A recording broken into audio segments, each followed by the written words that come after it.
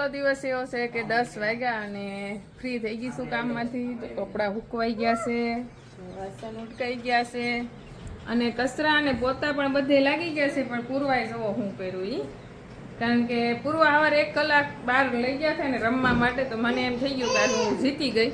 પણ જુઓ ગમે એવા પોતા મારી તો હું કર્યું હે પૂરી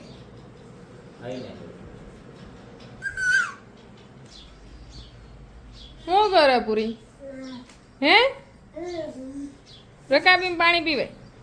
તો આપણે સવારે માલઢોરનું બધું કામ કરીએ અને ખાઈ પી અને લક્ષ્મી, ગંગા, ઉમા એ તો બધા બેઠા છે, પણ રાધા નથી બેઠી, કારણ કે રાધાને હવે બેહવું ગમતું નથી, એમ પાછું ઊભું રહેવું ગમતું નથી, એવું બધું છે ને. હવે બહુ ઝાઝો સમય રાધા નહીં લે, કામમાં તો ગળા નથી પણ તો પણ, કારણ કે આવો ઘણું ઉતારી ગઈ છે અને ખાવતી પીતી પણ ઓછી છે, ઘણું ધ્યાન રાખવા છતાંય પણ હવે એને ખાવું પીવું ઓછું ગમે છે. ઘણીવાર માલને એવું થતું હોય કે જ્યાં સુધી વયા નહીં ત્યાં સુધી એને ખાવું પીવું ઓછું ભાવે, એટલે માલ હાવ દુખડું થઈ જાય.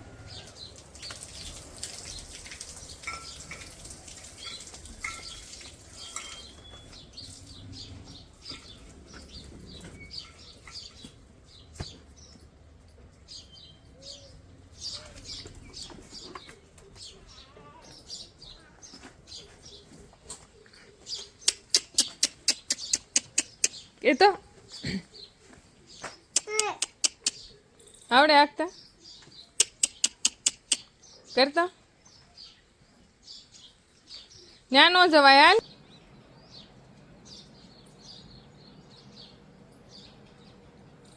સાંજના 4 વાગી ગયા અને તો અત્યારમાં દાવાનું તો માલ દવા તો હું અહીંયા રખવાડામાં જોયું મેં તો દક્ષી આતરમાં ઘી ગરમ કરતી હતી, કારણ કે આ સોમવાર છે એટલે બધું માખણ હતું બધું ગરમ કરી નાખવાનું હતું.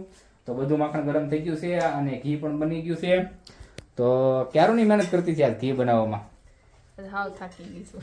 તો બપોરે હું એની પામ્યો ને પૂર્વા હોઈ ગઈ ને, પૂર્વા બહુ ઘીનું મેન વસ્તુ તો એ બહુ ધ્યાન રાખવું પડે. એક જરાકે જો ગરમ ઘીનું તપેલું મૂકીને ક્યાંક જવાનું એટલે પૂર્વા બી નડી જાય. હે પૂર્વા એવું કરે? પૂર્વા વાટ જ જોઈ છે ક્યારે તપેલું અડી લઉં. હા વાવણી અડે તો ઊનું જ કહેવાય, ઊનું હોય એટલે અડે તો ન પછી લેવાય. રહેવા દે. સાઈ થી જેમ ના પડે ને વધારે અડે અને અઠવાડિયાનું માખણ ભેગું થઈ ગયું એટલે હામટું ઘી ઊનું કરવાનું હતું ને આવ ઘી બધું મસ્ત ગરમ થઈ ગયું છે.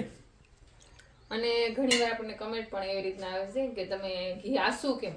આપણે ગરમ કરેલું હોય ને એટલે આસું હોય, આખો દિવસ આમટું ઘી ગરમ કરેલું આખો દિવસ આસું રહે, પછી આખી રાત કે ઘી હોય બીજો દિવસ જોઈએ એટલે ઘી બધું ઠરી જાય ને એક કલર જેવું થઈ જાય. એટલે અને આમ ઉપર થોડુંક હાવ આસા જેવું રહે ને પીળાશ ઉપર આસું રહે અને પીળું રહે, નીચે બેહી જાય ને થોડું ક્રીમ જેવું પીળાશ ધોળા જેવું રહે.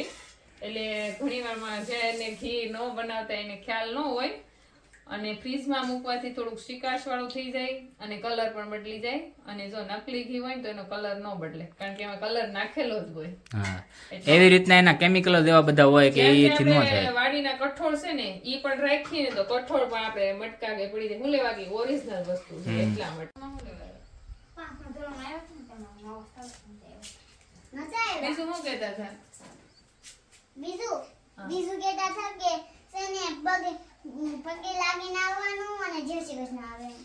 તું જય શ્રી કૃષ્ણ તો રોજ કરો છો ને એને કઈ પગે મારા મમ્મી નથી લાગવા દેતા, અમારે દીકરીઓને પગે ન લાગવા દે એમ કહેવાનું. પણ જય શ્રી કૃષ્ણ કીધું તું. જય શ્રી કૃષ્ણ કરવાનું. પછી લેશન નું કઈ કીધું તું? શું કીધું તું? લેશન કરીને આવવાનું. તો તારે એમ ન કે હું તો લેશન કરું છું? લેશન કરીને આવું પણ લીટી મૂકવું. હે લીટી મૂકીને આવું ને એ ટીચર કીધું અહીંયા ભૂલાઈ જાય એને. તે એને ભૂલાઈ જાય. હા